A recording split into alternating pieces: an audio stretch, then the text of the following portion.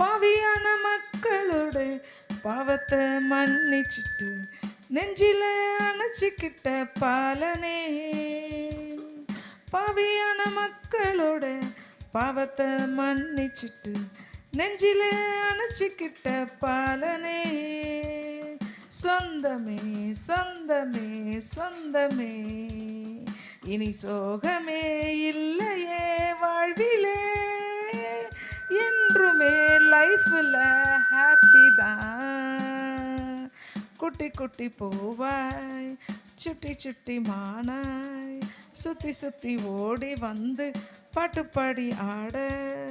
குட்டி குட்டி பூவாய் சுட்டி சுட்டி மானாய் சுத்தி சுத்தி ஓடி வந்து பாட்டு பாடி ஆட. என் செல்லமே குழந்தையே இயேசுவே, என் கையிலே தூக்கியே கொஞ்சுவேன். கரங்களை தட்டி நாம் தேவனை மகிமைப்படுத்துவோம். நாம் கரங்களை உயர்த்தி சொல்லுவோம். என் தேவன் தம்முடைய ஐஸ்வர்யத்தின்படி என்னுடைய குறைவுகளை எல்லாம் கிறிஸ்து இயேசுவுக்குள் நிறைவாக்குவார். என் குறைவுகளை எல்லாம் கிறிஸ்து இயேசுவுக்குள் நிறைவாக்குவார். நம்ம இந்த காணிக்கை ஆசீர்வதிக்கும்படியாக நம்ம மத்தியில் இருக்க பாட்டி அவர்கள் ஜெபிப்பாங்க. ஆண்டவரே, உடைய நாமம் மையப்படட்டும் கர்த்தாவே. இப்பொழுதும் ஆண்டவரே, இங்கே வந்திருக்கும் பெரியோர், சிறியோர், முதியோர், வாலிபர், கன்னியர் எல்லாரையும் ஆசீர்வதியும் கர்த்தாவே. உடைய நாமம் மையப்படட்டும் கர்த்தாவே. அப்பா, உம்முடைய நாமத்தினால் ஆண்டவரே, நீர் கொடுத்த காணிக்கை ஆண்டவரே, ஒவ்வொருவரும் ஆண்டவரே உமக்கென்று கொடுத்தோம் கர்த்தாவே. அந்த காணிக்கை அங்கீகரித்து ஆசீர்வதித்து உம்முடைய நாமத்தை மையப்படுத்தும் கர்த்தாவே. ஆசீர்வதியும் கர்த்தாவே. இப்பொழுதும் ஆண்டவரே, பரிசுத்த ஆவியானவரே, உமக்கு சோத்திரம் சோத்திரம் சோத்திரம்.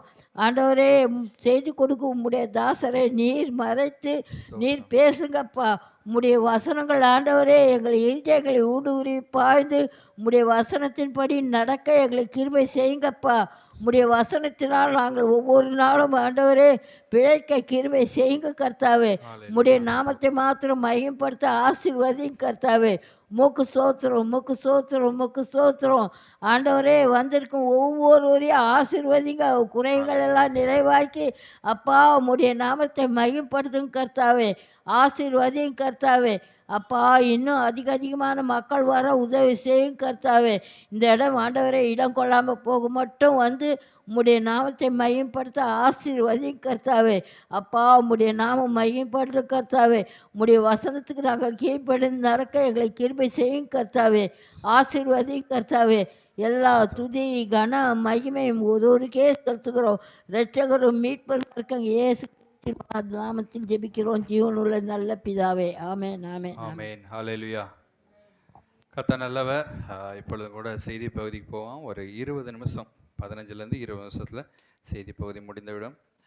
காலையிலே நாம் வாசித்த அதே வார்த்தையின் தொடர்ச்சியாய் பார்க்க போகிறோம். ஒரு வசனத்தை வாசிப்போம். காலையில் வாசித்த உபாகமம் 21ஆம் அதிகாரம் 10ஆம் வசனம். உபாகமம் 21:10. நீ உன் சத்துருக்களுக்கு எதிராக யுத்தத்திற்கு புறப்பட்டு உன் தேவனாகிய கர்த்தர் அவர்களை உன் கையில் ஒப்பு கொடுக்கிறதினால் அவர்களை சிறைப்பிடித்து வந்து. ஆமென். அதே செய்தி அல்ல, அந்த செய்தியின் தொடர்ச்சியாக இருக்க போகிறது. ஒரு சின்ன ஒரு டச் அப் மட்டும் காலையில் பார்த்த செய்தி இப்போ லைட்டாக ஒரு இன்ட்ரடக்ஷன் மட்டும் கொடுத்துட்டு போயிடுறேன். காலையில் கொடுத்த செய்தி இன்றைக்கு இரவில் யூடியூப்பில் லோட் பண்ணிவிட்டு உங்களுக்கு லிங்க் பண்ணுறேன். நீங்கள் அதில் பார்த்து கொள்ளுங்கள். அதன் தொடர்ச்சியாக இந்த செய்தியை கேட்போம். காலையில் நடந்த ஒரு செய்தி சுருக்கம் மட்டும் என்னென்னா, இந்த வார்த்தையை சொல்லுகிறது, உன் சத்துருக்களுக்கு எதிராக யுத்தத்திற்கு புறப்பட்டு அப்படின்னு சொல்லி. இன்னைக்கு தலைப்பு யுத்தத்திற்கு புறப்படு அப்படின்னு சொல்லி. யுத்தத்திற்கு புறப்படு. பக்கத்தில் அப்படியே ஷேக்கன் கொடுத்து சொல்லுங்கள், யுத்தத்திற்கு புறப்படு. ஆமாம். அதனால் நம்ம வந்து வீரர்கள் எல்லாமே கத்தி, பீரங்கி இந்த மாதிரி பொருட்கள்லாம் கொண்டு போகிறது கிடையாது. இந்த யுத்தமே வித்தியாசமான ஒரு யுத்தம். இது வந்து மனிதர்களோடு இடக்கூடிய ஒரு யுத்தம் அல்ல. உன் சத்துருக்களுக்கு எதிராகன்னு சொல்லப்பட்டிருக்கு. சத்துருக்கள்னா யாரு? நம்ம உலகத்தின் யுத்தம் பார்க்கும்போது நிறைய ராஜாங்கத்தில் இருக்கிற படை வீரர்கள்லாம் சேர்ந்து வருவாங்க. 2 நாட்டு வீரர்களும் தங்களுடைய வீரத்தை காட்டி ஜெயிப்பாங்க. மனுஷர்களோட யுத்தம். இந்த யுத்தம் வந்து சத்துருக்கள் அப்படின்னும் போது இங்கே மனுஷர்கள் சத்துருக்களாக வரமாட்டாங்க.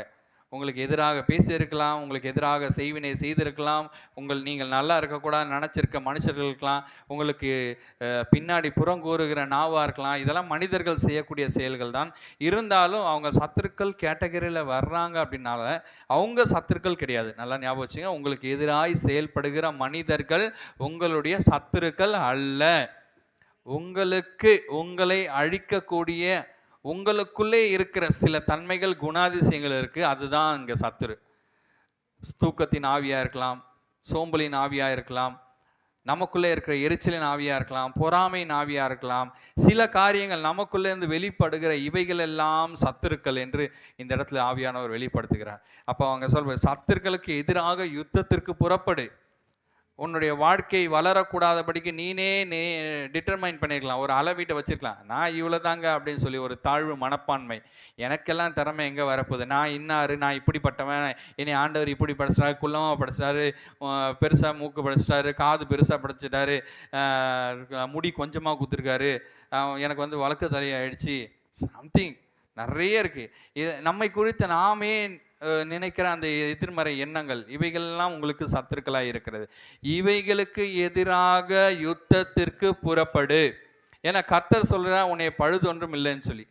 ஆனால் நமக்குள்ள சிந்தனை எப்படி வருது, வாண்டா அம்பிட்டு குறை இருக்குது அப்படின்னு சொல்லிட்டு. அப்போது நாம் தேவனுக்குரியவர்கள், தேவனுக்காக எழுமி பிரகாசிப்பவர்கள். ஆனால் இங்கே சொல்லுது உனக்கு தான் திறமை இல்லையே, உனக்கு தான் படிப்பு இல்லையான்னு சொல்லி. இப்படிப்பட்ட எண்ணங்கள் தான் சத்துருக்கள். புரிஞ்சுங்களா? சத்துருக்கள்லாம் மனிதர்கள் அல்ல. ஒருவேளை மனிதர்கள் மூலமாக கூட உங்களை கலங்கப்படுத்தி இருக்கலாம், உங்களுடைய ஆத்மாவை கலங்கப்படுத்தி இருக்கலாம். நீங்கள் அந்த மனிதர்கள் சொல்லிய வார்த்தைகள் உங்களை புண்படுத்தி இருக்கலாம். அந்த மனிதர்கள் உங்களுக்கு செய்த செயல்கள், நடவடிக்கைகள் உங்களுக்கு காயத்தை உண்டு பண்ணியிருக்கலாம். அந்த மனிதர்களை சத்துருக்களாய் பார்க்காதீங்க. அந்த மனிதனுக்கு பின்னால் இருந்து செயல்படுகிற ஒரு பொல்லாத ஆவியை சத்துருவாய் எண்ணுங்கள்.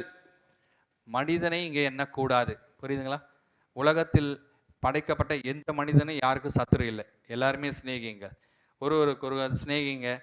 அவங்களுடைய தாழ்மையில் அவங்களுக்கு உதவி செய்யுங்க, பலவீனத்தில் உதவி செய்யுங்க. அவங்கள பரிதாபப்படுங்க. அவங்க உங்களுக்கு குறித்து எதிராக பேசினாலும் பரவாயில்ல, அவங்களை குறித்து பரிதாபப்படுங்க. ஆனால் அவங்களுக்கு பேச வைக்கிற, அவங்களுக்கு பின்னாடி இருந்து செயல்படுகிற அந்த பொல்லாத ஆவி, உங்களுக்குள்ளேயே இருந்து உங்களை அழிக்கிற அந்த பொல்லாத ஆவி, சோம்பல், கம்ஃபோர்ட் ஜோன்லேயே இருக்கிறது, இப்படிப்பட்ட காரியங்கள், தேவனுக்கு விசுவாசம் இல்லாமல் நம்ம செயல்படுகிற எண்ணங்கள், வார்த்தைகள், ஆவிக்குரிய வாழ்க்கையில் முன்னேறாதபடிக்கு இருக்கிற அந்த சில அசால்ட்டான காரியங்கள், இவைகளெல்லாம் சத்துருக்கள். இவைகளுக்கு எதிராக புறப்பட்டு நீங்கள் இதுக்கு எதிர்த்து நின்னாவே போதும், தேவனாகிய கர்த்தர் அவர்களை உன் கையில் ஒப்பு கொடுப்பார். அல்லேலூயா. நீங்கள் இடம் கொடுத்தீங்கன்னா உங்களுக்கு எதிராக அவன் வந்து கொண்டே தான் இருப்பான்.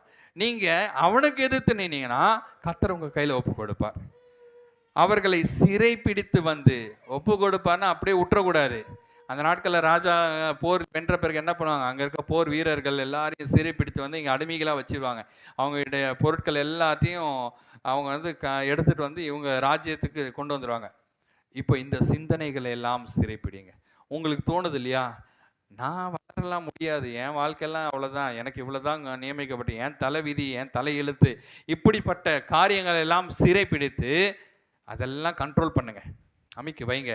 கர்த்தர் உங்களுக்கு என்ன சொல்கிறாரோ அந்த வார்த்தையை கேளுங்க. கர்த்தர் சொல்றார், உன்னை ஆசீர்வாதமா வைப்பேன் அப்படின்றாரு, உன்னை மேன்மைப்படுத்துவேன்றாரு, உன்னை கண்மலை மேல் உயர்த்துவேன்றாரு, உன் களஞ்சியங்கள் பூரணமாய் நிரம்புன்றாரு, உன் ஆலைகளில் திராட்சரசம் புரண்டோடுன்றாரு, நான் உன் கூட இருக்கேன்றாரு, நிழலா கூட வர்றேன், போக்கையும் வரத்தையும் ஆசீர்வதிக்கிறேன்றாரு. இதையெல்லாம் என்ன பண்ணணும், ரிலீஸ் பண்ணணும். ஆனால் எதிர்மறை எண்ணங்களை சிறை பிடிக்கணும். எனவே யுத்தத்திற்கு நம் வாழ்கிற வாழ்க்கை ஒரு யுத்த களம். கடைசி வரைக்கும் மூச்சு நிற்கிற வரைக்கும் நம்ம யுத்தத்தில் தான் இருப்போம். யுத்தம் முடிய போறது இல்லை. இன்னைக்கு இப்பாடா முடிஞ்சிடப்பா அப்படின்னு நினச்சிட்டு மூச்சு விடுறதுக்கு நேரம் கிடையாது. அடுத்த காரியத்தை செய்யணும். ஒரு பெரிய டாஸ்க்கு, அப்பாடா இதை செஞ்சு முடிச்சிட்டேன்டா அப்படின்னு சொல்லிட்டு அடுத்து ரெஸ்ட்டு அப்படின்லாம் ரெஸ்ட் எல்லாம் போகக்கூடாது. அடுத்து என்ன டாஸ்க்கு, ஓகே அடுத்து என்ன டாஸ்க்கு, அடுத்து என்ன காரியம், ஒன்று முடிச்சிட்டேன், ஓகே முடிச்சிட்டேன், இது ரெஸ்ட் எடுக்கிற நேரம் கிடையாது. அடுத்த காரியம் நான் என்ன பண்ணணும், உடம்பு டயர்டாக இருக்குங்க, அடிச்சு போட்ட மாதிரி இருக்கு. இப்போ செஞ்சதே எப்படி இருக்கு? இல்லைங்க, உடம்பு கஷ்டம்தான், ஆவி மாம்சம் ரெண்டும் போராடிட்டு தான் இருக்கும். ஆனால் ஆவி உற்சாகம் உள்ளது. அப்போ ரெஸ்ட்டே எடுக்கக்கூடாதான்? இல்லை, எடுக்கலாம். அவங்க நம்ம பார்த்தோம்ல ரோஸ்வியர் அம்மா, அவங்க மனசு கஷ்டமாயிடுச்சு, உடம்பு கஷ்டமாயிடுச்சுன்னு சொல்லி 2 வருஷம் பிரேக் எடுத்தாங்க. பிரேக் எடுத்து ஜாலியாக சாப்பிட்டு தூங்குனாங்களா? இல்லை, அங்கே போய் பிஜி பண்ணாங்க. சர்ஜரி பண்ணுறதுக்கு என்னென்ன பண்ணமோ அந்த பிஜி பண்ணி அந்த 2 வருஷம் ரெஸ்ட்டுன்ற பேரில் போனாங்க. ஆனால் பிஜி பண்ணிட்டு வந்தாங்க, சர்ஜரியோடு வந்தாங்க. எடுங்க, ஒரு கழுகு என்ன பண்ணனா தன்னுடைய இறகெல்லாம் பிச்சு போட்டு காத்திருக்கு காலம் இருக்குது. அந்த காத்திருப்பின் காலத்தில் புது சிறகுகளை உருவாக்கி கொண்டு இருக்கு. அதுக்கப்புறம் இன்னும் உயர பறக்க போகுது. நீங்கள் ரெஸ்ட் எடுங்க. அந்த ரெஸ்ட் நேரத்தில் நேரத்தை வீணடிக்காமல் உங்கள் வாழ்க்கைக்கு அடுத்தது என்ன தேவையோ அதை ட்ரெயின் பண்ணிட்டுருங்க. அதான் நம்ம காலையில் பார்த்தோம், என் கைகளை போருக்கும் என் விரல்களை யுத்தத்திற்கும் பழக்க வைக்கிறார். அல்லேலூயா. ட்ரெயின் அப் ஆயிட்டே இருங்க. Never give up. விட்டுறாதீங்க. ரெஸ்ட்டுன்னு சொல்லி அப்படியே படுக்கையில் படுத்துக்கிட்டு கதவு கீழ் முனையில் ஆடுகிறது போல ஆடிக்கொண்டிருக்கிற நேரம் கிடையாது. நாம் போரில் இருக்கோம், ஜெயிச்சுக்கிட்டே இருக்கணும். பிசாசு நம்மை ஜெயிக்க விடக்கூடாது. எனவே வாழ்க்கை என்பது ஒரு போர். நாம் சாகும் வரைக்கும், இந்த பூமியை விட்டு போகிற வரைக்கும் போரில் இருந்து கொண்டு தான் இருப்போம். அந்த போரில் நாம் நின்றோமானால் கர்த்தர் யுத்தத்தில் ஜெயம் தருவார். அல்லேலூயா. ஜெயம் நமக்கு எழுதப்பட்டாயிற்று. டெஸ்டினி எழுதியாச்சு. நீங்கள் தான் ஜெயிக்க போகிறீங்க, அதில் எழுதியாச்சு. கோப்பையில் பேர் எழுதியாச்சு. யார் நிற்கிறா? இன்னைக்கு அந்த போரில் தான் தோற்று போகிறாங்க. அந்த போரில் தான் தோற்று போகிறாங்க.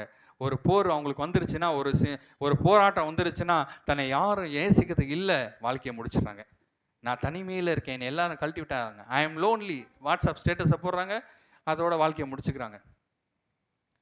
பொருளாதார லாக், ஃபினான்ஷியல் லாக், என்னால் கடன் கட்ட முடியல, வாழ்க்கையை முடிச்சுக்கிறாங்க. 2 பேருக்குள்ள மிஸ் அண்டர்ஸ்டாண்டிங் வருது. நான் இல்லாமல் இருந்தால் தான் அவனுக்கு புரியும், நான் இல்லைன்னா தான் அவனுக்கு அந்த வழி தெரியும் அப்படின்னு சொல்லி வாழ்க்கையை முடிச்சுக்கிறாங்க. இது எல்லாமே ஒரு தோல்வி. அந்த போர் களத்தில் தோத்து போகிறது. ஏன் அவங்க தோத்து போகிறாங்கன்னா, அவங்க தேவனுடைய சத்தத்திற்கு கீழ்ப்படியலை, வேத வார்த்தைக்கு கீழ்ப்படியலை, அந்த வார்த்தை அவங்களுக்குள்ள கிரியை செய்யலை, அதனால் அவங்க தோத்து போகிறாங்க. வார்த்தைக்கு கீழ்ப்படிஞ்சோன்னா போர் எவ்வளோ பெருசாக இருந்தாலும் சரி, ஆட்கள் எவ்வளோ பலமானவர்களாக இருந்தாலும் சரி, தேவன் என்னோடு இருக்கிறார், அந்த ஒரு தைரியத்தோடு நாம் நிற்போம். எதுவும் என்னை அணுகாது, ஒரு தீங்கும் என்னை நேரிடாது, வாதை உனக்கு நேரிடாது, பொல்லாப்பு உனக்கு நேரிடாது. என கர்த்தருடைய மறைவில் அவர் செட்டைகள் நிழலில் நான் இருக்கேன். என்னை போஷிப்பதற்கு அவரால் முடியும். அவர் யெகோவா ஈராய் இருக்கிறார். என்னை நடத்துவதற்கு அவரால் முடியும். அவர் சர்வ சிருஷ்டிகர். நாம் விசுவாசத்தோடு இருப்போம். அல்லேலூயா. இதுதான் நம்ம காலையில் பார்த்தோம்.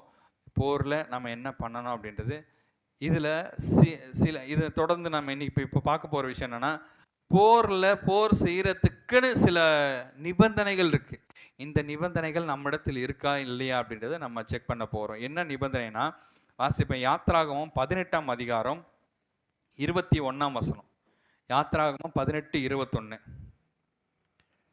ஜனங்கள் எல்லோருக்குள்ளும் தேவனுக்கு பயந்தவர்களும் உண்மையுள்ளவர்களும் பொருளாசையை வெறுக்கிறவர்களுமான திறமையுள்ள மனிதரை தெரிந்து கொண்டு அவர்களை 1000 பேருக்கு அதிபதிகளாகவும் 100 பேருக்கு அதிபதிகளாகவும் 50 பேருக்கு அதிபதிகளாகவும் 10 பேருக்கு அதிபதிகளாகவும் ஏற்படுத்தும். ஆமென். இங்கே மோசே இஸ்ரவேல் ஜனங்களை செலக்ட் பண்ணி எடுக்கிறாரு. செலெக்ஷனுக்கு கிரைட்டீரியா வைக்கிறார், நிபந்தனைகள் வைக்கிறாரு. இந்த நிபந்தனைகளில் செலக்ட் ஆகிறதுக்கான ஒரு காரியங்கள் இதெல்லாம். ஒரு ஹெச்ஆர் ஒர்க்கே இங்கே தான் நடக்குது. இன்டர்வியூ எடுப்பாங்கல்ல, இன்டர்வியூவில் செலக்ட் ஆகிறதுன்னு அந்த ஒர்க் இங்கே தான் நடக்குது. இதில் பார்த்தீங்கன்னா, போர்க்களத்தில் இருக்கிற நமக்கு இந்த குணாதிசயங்கள்லாம் வேணும். 1, தேவனுக்கு பயந்தவர்கள், நம்ம தேவனுக்கு பயந்தவர்களாக இருக்கணும். 2வது காரியம், உண்மையுள்ளவர்களாக இருக்கணும். நம்ம வேலையில், குடும்பத்தில், எல்லா காரியத்திலும் உண்மையுள்ளவர்களாக இருக்கணும். 3வது, பொருள் ஆசையை வெறுக்கிறவர்களாக இருக்கணும். ஆடி ஆஃபர் ஃப்ளிப்கார்ட்டில், அமேசானில் போட்டுச்சுன்னா போதும், போட்டு ஆர்டரை தீட்டிடுறது, கிரெடிட் கார்டை தேய்ச்சிடுறது, அது தேவையே இல்லையோ ஆஃபரில் வருதுன்றதுக்காக வாங்கிடுறது, இஎம்ஐயை போட்டு விட்டுறது. பொருளாசையை வெறுக்கிறவர்கள். திறமையுள்ளவர்கள், கடைசி தாங்க திறமையை கொண்டு வந்து தேவன் முன்னாடி வைக்கலை. அப்படின்னு வச்சுருந்தா திறமை உள்ளவர்கள் மட்டும்தான் செலக்ட் ஆகிருப்பாங்க. நம்ம காம்படிட்டர்ஸ்லாம் முன்னாடி இருந்திருப்பாங்க. நம்மளாம் திறமை இல்லாதவர்கள், நமக்கு அந்த அளவுக்கு நாலேஜ் இல்லை. ஆனால் இங்கே தேவன் கரெக்டாக அந்த க்ரைட்டீரியா வச்சுருக்கான். திறமை லாஸ்ட்டு தான் இருக்குது. நமக்கு திறமை இல்லைன்னு கவலைப்படாதீங்க. கர்த்தரை உயர்த்துறதுக்கு திறமை 4வது பாயிண்டில் தான் இருக்குது. கர்த்தரை உயர்த்துறதுக்கு முதல் பாயிண்ட் என்னது? தேவனுக்கு பயப்படணும், உண்மையுள்ளவர்களாக இருக்கணும், பொருள் ஆசையை வெறுக்கணும். அல்லேலூயா. அடுத்ததான் திறமை. ஒரு பெரிய ஒரு நிறுவனத்தின் அதிகாரி, அவர் ஒரு இன்டர்வியூ வச்சாராம். இன்டர்வியூவில் நிறைய பேர் வந்தாங்களாம். நிறைய பேர் வந்து அட்டன் பண்ணாங்களாம். அட்டன் பண்ணிட்டு யாருமே செலக்ட் ஆகலையாம். அத்தனை பேர் ரிஜெக்ஷன் லிஸ்ட்டில் போயிட்டாங்களாம். அப்போ ஒருத்தர் மட்டும் உள்ளேயும் வெளியில் நடந்துக்கிட்டே இருந்தாராம்.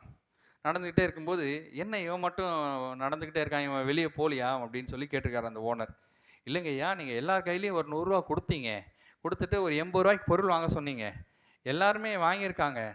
80 ரூபா வாங்கிட்டு 20 ரூபா என் கையில் இருக்குது, அந்த கையில் இருக்க 20 ரூபா யார்கிட்ட நான் கொடுக்கணும் அப்படின்னு கேட்டாராம்.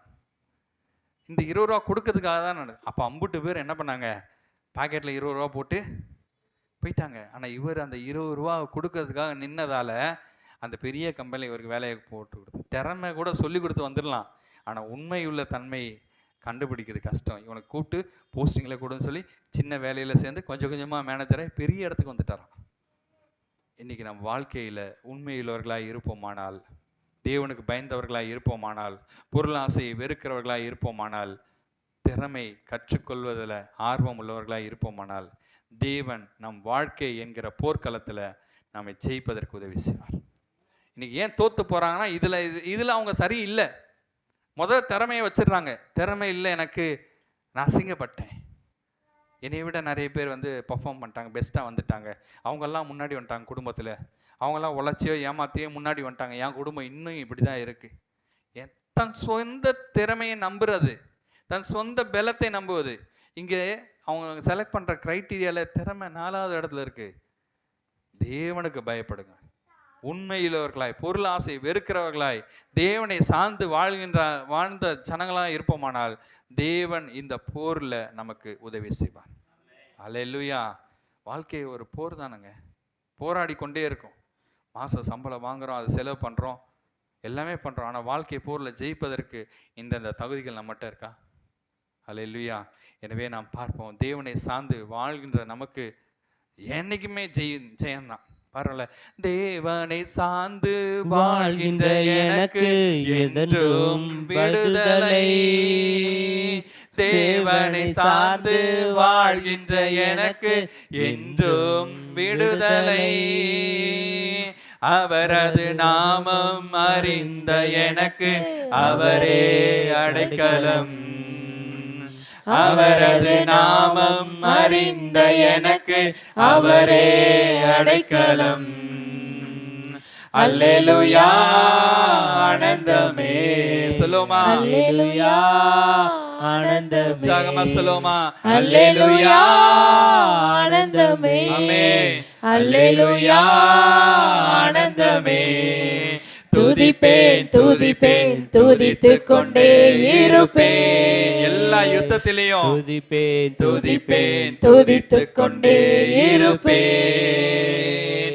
என்றும் ஆனந்தம் என் இயேசு தருகிறார். போராட்டத்தின் மத்தியில சொல்லுங்க. என்றும் ஆமென். ஆனந்தம் என் இயேசு தருகிறார். துதிப்பேன் துதிப்பேன் துதித்துக் கொண்டே இருப்பேன். பிரச்சனைகள் மத்தியிலும் துதிப்பேன் துதிப்பேன் துதித்துக் கொண்டே இருப்பேன். அல்லேலூயா. தேவனை சார்ந்து வாழ்கிறீங்கன்னா என்றும் விடுதலை தான் உங்க வாழ்க்கையில. கர்த்தரை நம்பி இருக்கும்போது தேவன் உங்களுக்கு இந்த தன்மைகள்லாம் இருக்கும்னா கர்த்தர் உங்களை யுத்தத்துல ஜெயிக்க வைப்பார். அல்லேலூயா. அப்ப யுத்தத்துல நம்மளுடைய பங்குன்னு ஒண்ணு இருக்கு இல்லையா? தேவன் யுத்தம் செய்கிறார், தேவன் ஜெயத்தை கொடுக்கிறார், தேவனே எல்லாமே வழி நடத்துறார். இந்த யுத்தத்தில், இந்த வாழ்க்கை என்கிற ஒரு போர்க்களத்தில் நாம் என்ன செய்ய வேண்டும் அப்படின்றது தான் இங்க பார்க்க போகிறோம். வாசிப்போம். லூக்கா 21ஆம் அதிகாரம், லூக்கா 21ஆம் அதிகாரம் 19ஆம் வசனம். உங்கள் பொறுமையினால் உங்கள் ஆத்துமாக்களை காத்து கொள்ளுங்கள். ஆமென். இந்த பொறுமை அப்படின்றது ஒன்று இல்லாதால் தான் ஆத்துமாவை காத்து கொள்ள முடியவில்லை. அவசரம் அவசரம். நான் நினைச்சது இப்பயே நடக்கணும், இப்பயே நடக்கணும், இப்பயே போகணும், இப்பயே செஞ்சு முடிக்கணும் அப்படின்னு நம்ம நினைக்கிறதால தான் ஆத்துமாவை இழந்துடும். நல்லா தெரிஞ்சுங்க, இந்த உலகத்தில் விலையேற பெற்ற என்ன தெரியுமா? ஆத்துமா.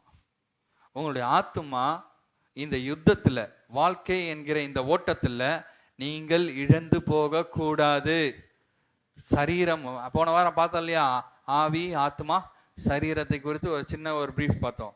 இந்த ஆத்மா ரொம்ப ரொம்ப ரொம்ப முக்கியமானது. இந்த ஆத்மாவை நாம் இழந்து போகக்கூடாது. ஆனால் அந்த ஆத்மாவை பொறுமையினால் உங்கள் ஆத்மாக்களை மீட்டு கொள்ளலாம். என்னடா இது, ஒரே போர் நடந்துக்கிட்டே இருக்கேன், பிரச்சனை வந்துக்கிட்டே இருக்கேன், வீட்டில் இவ்வளோ காரியங்கள் நடந்துட்டு இருக்கேன், ஆண்டவர் வந்து அற்புதம் செய்ய மாட்டாரு, இவ்வளோ நாள் காத்து இருக்கிறேனே, என் குடும்பத்தில் ஒரு சமாதானம் இல்லையே, ஆனால் பேச மாட்டாங்க, எனக்கு உதவி செய்யறதுக்கு யாரும் இல்லை, நான் தனிமையிலே இருக்கேன் அப்படின்னு சொல்லி தெய்வனை மறுதளிக்கிறாங்க நிறைய பேர். சிலர் கேட்பாங்க, சர்ச்சுக்கு ஒரு 3 வாரம் வந்து அற்புதம் நடக்குமா, 7 வாரம் வந்து அற்புதம் நடக்குமா அப்படின்னு சொல்லி. வாரங்கள்னால அற்புதம் இல்லைங்க, வாழ்க்கையை ஒப்பு கொடுத்த அற்புதம். அல்லேலூயா. உங்கள் ஆத்துமாவை காத்து கொள்ளுங்கள் பொறுமையினால. போர் எவ்வளவு நீண்ட தூரம் போனாலும் பரவாயில்ல, அந்த அளவுக்கு பொறுமையோட காத்துருங்க. தேவன் அந்த போரில் வெற்றி உங்களுக்கு தரப்போகிறார். அல்லேலூயா. வெற்றியா தோல்வியான்னு 2 ஆப்ஷன் தடுமாறிட்டு இருந்தா தான் நமக்கு வந்து பயப்பட வேண்டிய அவசியம். ஒருவேளை தோல்வி ஆயிடுமோன்ட்டு. ஆனா கர்த்தர் சொல்லிட்டார்ல, வெற்றி சிறக்க பண்ணுவாருன்னு சொல்லி. தோல்வின்ற ஆப்ஷனே கிடையாது. அப்ப தைரியமா, எவ்வளோ போர் வந்தாலும் தைரியமா நிக்கலாம் தானே? தைரியமா நிக்கலாமா இல்லையா? ஆமென் சொல்லுவோமா? எவ்வளோ பிரச்சனை வந்தாலும் நிக்கலாமா? வீட்டில் எவ்வளோ பிரச்சனை வந்தாலும் நிக்கலாமா? அல்லேலூயா. எவ்வளோ கடன் பிரச்சனை இருந்தாலும் சரி, எல்லாவற்றிலும் தேவன் விடுதலை தருவார். உடம்புல சரீரத்துல பலவீனமா இருந்தாலும் சரி, கர்த்தர் விடுதலையை தருவார். சமாதானம் இல்லாத நிலைமையா இருந்தாலும் சரி, கர்த்தர் விடுதலை தருவார். மன நிம்மதி இல்லைன்னாலும் சரி, கர்த்தர் உங்களுக்கு சமாதானத்தை தருவார். பொறுமையோட காத்துருங்க. ஆனா ஆத்மாவை இழந்து போக விட்டுறாதீங்க. ஒரு முறை இழந்துட்டீங்கன்னா வாய்ப்பு கிடையவே கிடையாது, மறு வாய்ப்பு கிடையவே கிடையாது. லாசரும் பணக்காரன் அந்த இடத்துல அங்கிருந்து பார்க்க,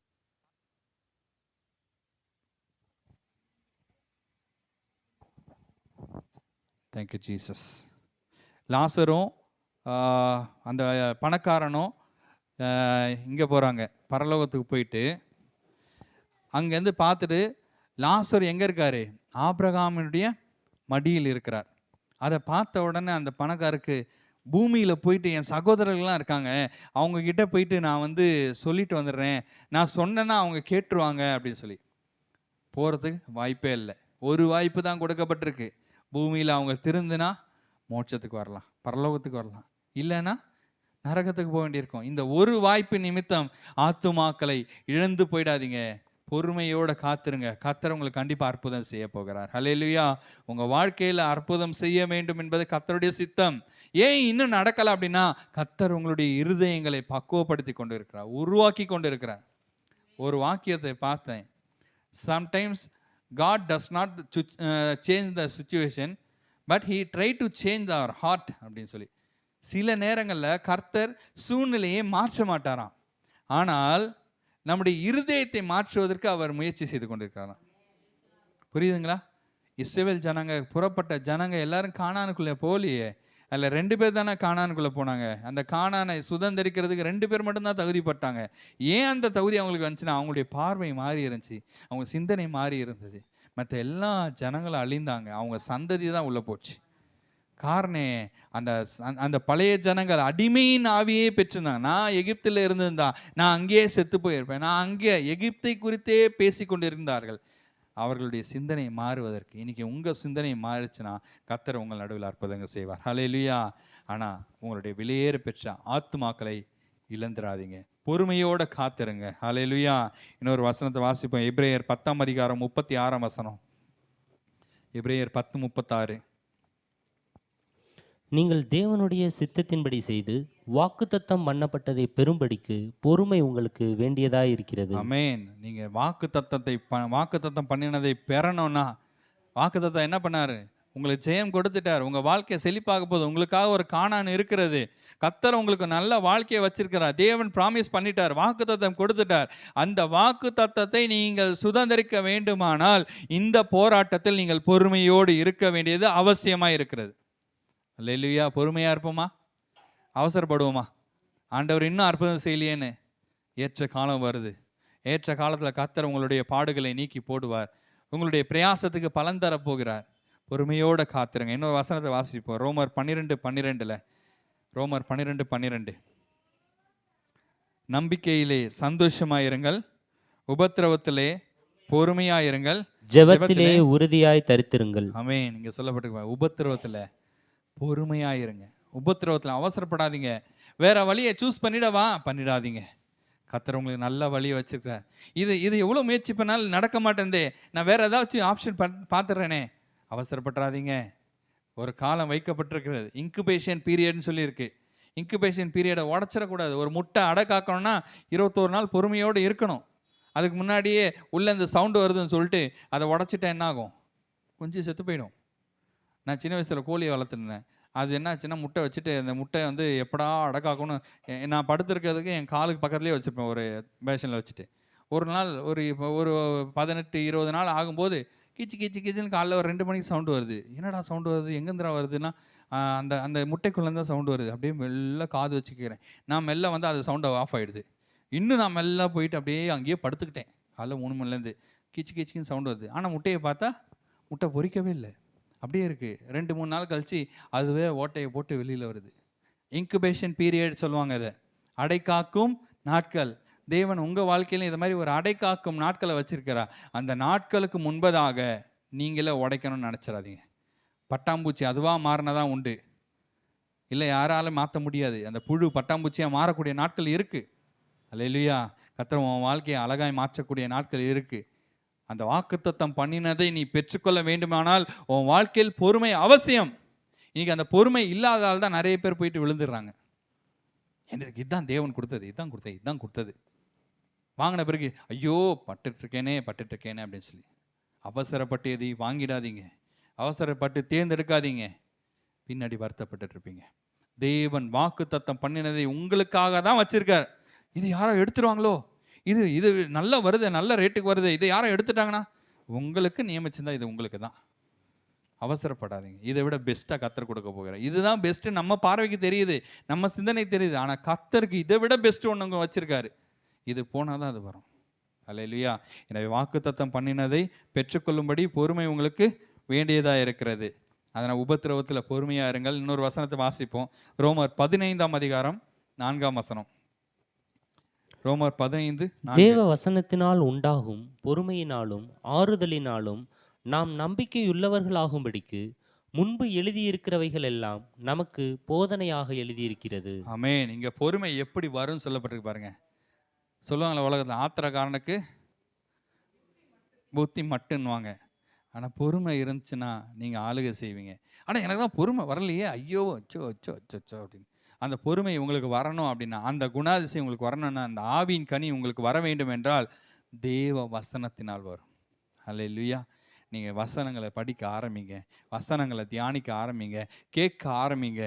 கர்த்தர் உங்களுக்கு பொறுமையை தருவார். இங்கே அதான் சொல்றார், தேவ வசனத்தினால் உண்டாகும் பொறுமை.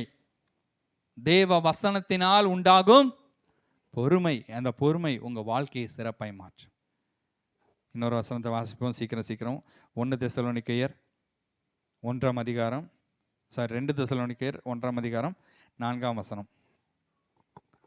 நீங்கள் சகிக்கிற சகல துன்பங்களிலும் உபத்திரவங்களிலும் பொறுமையையும் விசுவாசத்தையும் காண்பிக்கிறது நிமித்தம் உங்களை குறித்து நாங்கள் தேவனுடைய சபைகளில் மேன்மை பாராட்டுகிறோம். அல்லேலூயா. நீங்கள் சகிக்கிற சகல துன்பங்களிலும், உங்கள் வாழ்க்கையில் நீங்கள் கஷ்டப்பட்டுட்டு தான் இருக்கீங்க. நீங்கள் கஷ்டப்படுறதையும் கர்த்தர் பார்த்துட்டு தான் இருக்காரு. ஏன் கர்த்தர் என்ன அற்புதம் செய்யலை? நீங்கள் உங்களுக்குள்ள அந்த பொறுமையும் விசுவாசமும் வளர வேண்டும். அந்த விசுவாசம் உங்களுக்கு மட்டும் இல்லைங்க, நீங்கள் சாட்சியாய் நிற்கிற ஜனங்கள் பார்க்க வேண்டும். சபையில் பேசுகிறார் அவர், சபைகளின் மேன்மை பாராட்டும். உங்களை குறித்து நாங்கள் தேவனுடைய சபைகளின் மேன்மை பாராட்டுகிறோம். கர்த்தருக்கு நீங்கள் நிருபங்களாக இருக்கீங்க. நீங்கள் பொறுமையோட, நீங்கள் விசுவாசத்தோட இருக்கிறத பார்க்கும்போது ஜனங்கள்லாம் சொல்லுவாங்க, எப்படி கர்த்தர் அந்த அற்புதத்தை செய்யும்போது அதோட வேல்யூ பயங்கரமாக இருக்கும். போர்க்களத்தில் இருக்கீங்க, ஜெயம் வேணும்னு நினைக்கிறீங்க, உடனே வேணும்னு நினைக்காதீங்க, பொறுமையோடு காத்துருங்க. உங்களுக்கான வாழ்க்கையை நிச்சயமாய் காத்து தரப்போகிறார். அவர் சொல்லி ஏமாத்துறவர் அல்ல, பொய் சொல்ல அவர் மனுஷன் அல்ல, மனம் மாற அவர் மனுஷன் மனுபுத்திரன் அல்ல, சொன்னதை செய்து முடிக்கிறவர். உங்கள் வாழ்க்கையில் வாக்குத்தத்தம் கொடுத்தாருன்னா அதை நிச்சயமாய் நிறைவேற்றுவார். கரங்களை தட்டுவோமா? கர்த்தருக்கு பொய் சொல்லி பழக்கமே இல்லைங்க, நன்மையை மாத்திரம் செய்கிற கர்த்தர். அல்லேலூயா. நீங்கள் சகிக்கிற சகல துன்பங்களிலும் நீங்கள் கஷ்டப்படுறீங்க, எவ்வளோ கஷ்டப்படுறீங்க, நீங்கள் கண்ணீர் விடுறீங்க, கண்ணீர் யாருக்கும் தெரியல, மனசில் அழுகுறீங்க, அந்த அழுகையின் சத்தம் வெளியில் கேட்கல. ஆனால் கர்த்தருக்கு தெரியும், கர்த்தருக்கு தெரியும். பொறுமையோட விசுவாசத்தோட காத்துருங்க. கர்த்தர் உங்கள் வாழ்க்கையில் பெரிய காரியங்களை செய்ய போகிறார். இந்த போரில் விஜயத்தை கொடுக்க போகிறார். வெற்றி வாகை சூடும்போது எல்லாரும் கை தட்டுவாங்க. கஷ்டப்படும் போது யாருக்குமே தெரியாது, யாரும் உதவ மாட்டாங்க, யாரும் வந்து ஹெல்ப் பண்ண மாட்டாங்க. நீ ஒரு ஆளாக தான் போராடிட்டு இருப்ப. ஆனால் வெற்றி வாகை சூடும்போது அநேகர் பொக்கையெல்லாம் கொடுத்து, மாலைகள்லாம் போட்டு, வரவேற்பெல்லாம் கொடுத்து, சிவப்பு கம்பளம் விரித்து கர்த்தர் உன் வாழ்க்கையை அப்படி மேன்மைப்படுத்த போகிறார். ஆனால் அது வரைக்கும் நீ கடந்து வருகிற இந்த துன்பத்தின் பாதையில் பொறுமையும் விசுவாசத்தையும் உறுதியாய் பிடித்துக்கொள்ளுங்க. அல்லேலூயா. இன்னொரு வசனத்தை வாசிப்போம். எபிரேயர் 6ஆம் அதிகாரம் 11ஆம் வசனம். எபிரேயர் 6:11. நீங்கள் பிசாசின் தந்திரங்களோடு எதிர்த்து எபிரேயர் 6:11. எபிரேயர் இது எபேசியர்ப்பா. நீங்கள் அசதியாயிராமல் வாக்குத்தத்தமான ஆசீர்வாதங்களை விசுவாசத்தினாலும் நீடிய பொறுமையினாலும் சுதந்தரித்துக் கொள்ளுகிறவர்களை பின்பற்றுகிறவர்களாயிருந்து. ஆமென். இங்க சொல்லப்பட்டிருக்கும் ஆசீர்வாதமான அந்த வாக்கு தத்தங்களை நாம் எதனால பெற்றுக்கொள்ளலாம் அப்படின்னா, விசுவாசம், நீடிய பொறுமை. ஒன்று விசுவாசம், சொல்லுங்க. ரெண்டாவது என்னது?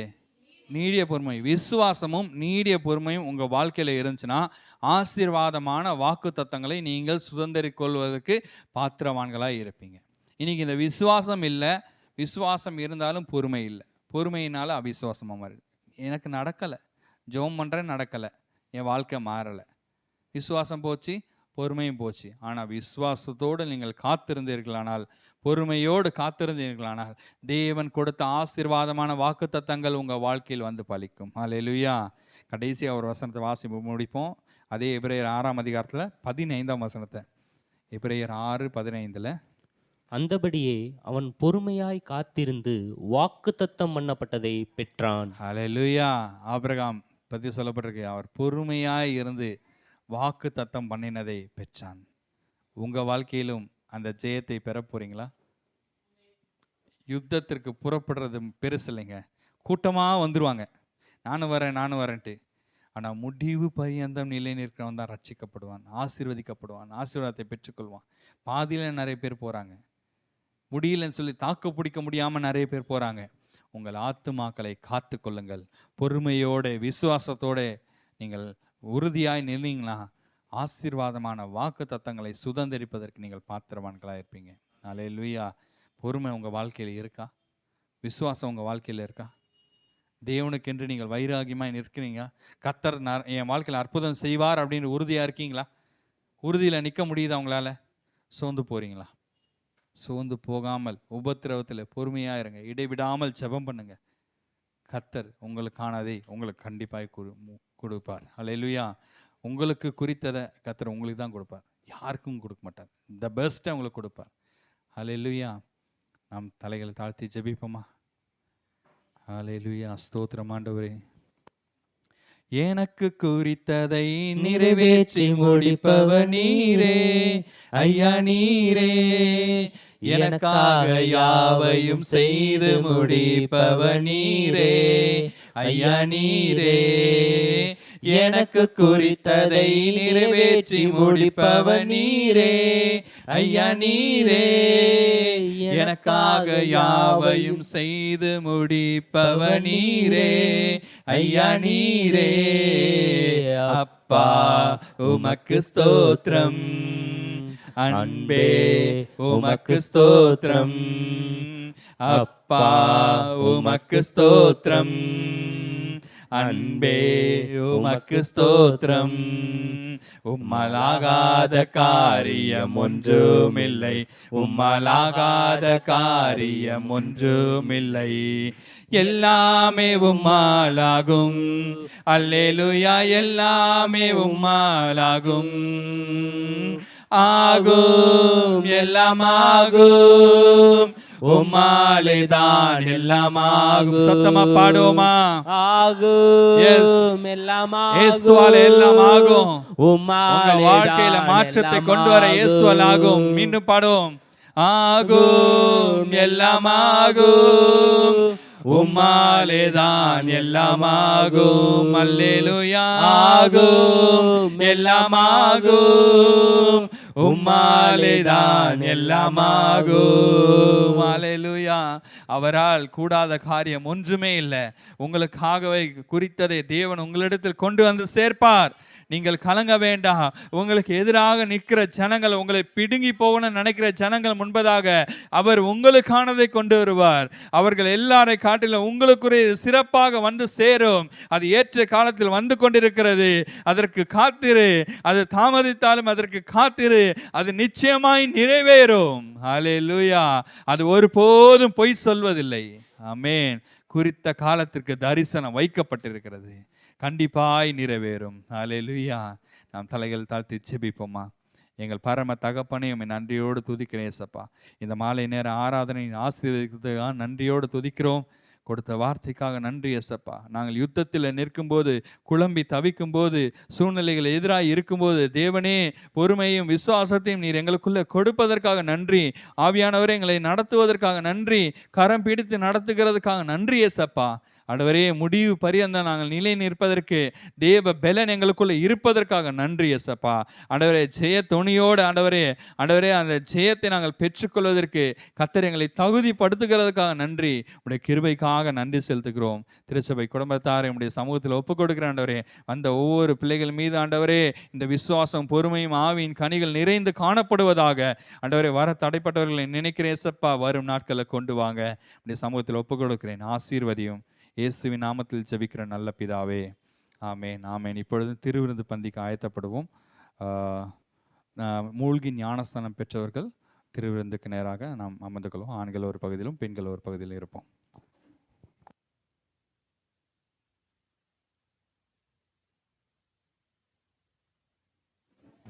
Thank you Jesus. ஹல்லேலூயா. ஜாஸ் கொஞ்சம் எடுத்துட்டு இந்த பக்கம்